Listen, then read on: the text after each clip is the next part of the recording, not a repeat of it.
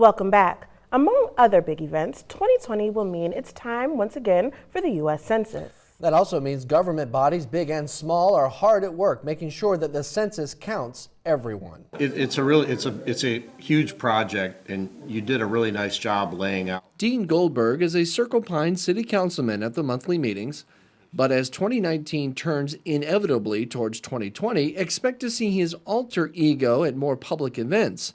He calls it Census Man. They sort of laugh at it, but they listen. And people listen very readily to information and appreciated the fact that they probably didn't realize that filling out the census was important to people living in the city of Circle Pines because it benefits Circle Pines. The once-a-decade count benefits everyone by determining the number of representatives to D.C. and St. Paul.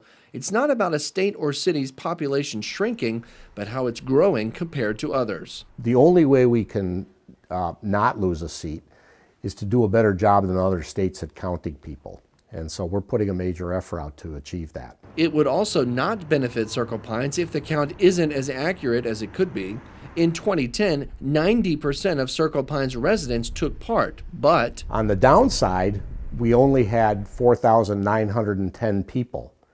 And so that 10%, if they were counted, we would have been a city over 5,000 and we would have not had to get the waiver to get the funds for state roads. Each year, Circle Pines gets at least $150,000 in state aid road money to pay for busy streets in the tiny city, including Lake Drive. So basically, these funds that come from the state based on census count help keep taxpayers' taxes low.